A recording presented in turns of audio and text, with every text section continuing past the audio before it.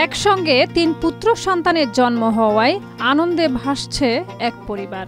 সাভারের একটি বেসরকারি হাসপাতালে একসঙ্গে ৩ পুত্র সন্তানের জন্ম দিয়ে চাঞ্চল্য সৃষ্টি করেছেন নাজমুল হাসান ও ইসরাত জাহান ইমু দম্পতি। দীর্ঘ ৬ বছরের অপেক্ষার পর তাদের ঘর আলো করে আসে ৩টি সন্তান। তাদের নাম রাখা হয় সাফি, কাফি ও রাফি।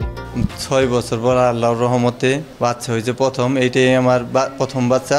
একসাথে আমার ৩টা ছেলে হয়েছে। আলহামদুলিল্লাহ আমি অনেক খুশি। আমার পরিবার, আত্মীয় স্বজন, আমার মামারা, মা, আমার শাশুড়ি, শ্বশুর, শাশুড়ি সবাই অনেক খুশি। নাজমুল হাসানের বাড়ি মানিকগঞ্জের সাটুরিয়ার বুরুন্ডি গ্রামে। বিয়ের পর থেকে তারা অনেক চিকিৎসকের পরামর্শ নিলেও সন্তানের মুখ দেখতে পারছিলেন না এই দম্পতি। তবে অবশেষে সাভার থানা রোডের একটি বেসরকারি চিকিৎসা কেন্দ্রে সুস্থভাবে জন্ম নেয় তাদের ৩ পুত্র সন্তান। আর সেই ৩ পুত্রকে এক নজর দেখতে ভিড় জমাচ্ছেন অনেকেই। আমরা পাশের রুমের পেশেন্ট আর কি শুনছি যে এক লগে ৩ জন বাচ্চা হয়েছে। এরকম ঘটনা আগে সাভার কখনো দেখিনি। তো আমি হাঁটতে পারি না, তারপরও আসছি আর কি দেখতে। খুব সুন্দর মাশাআল্লাহ। 3টা টুইন বেবি একসাথে হয়েছে, তো এর জন্য আর কি দেখতে আসলাম।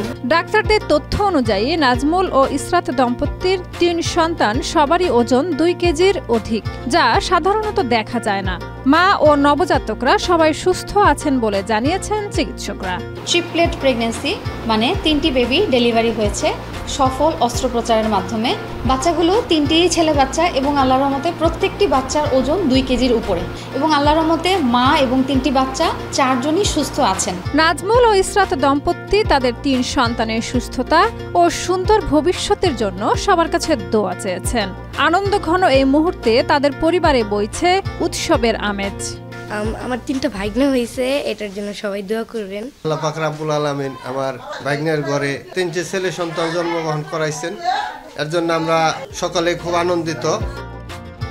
শাহিদা রুবি, মাই টিভি।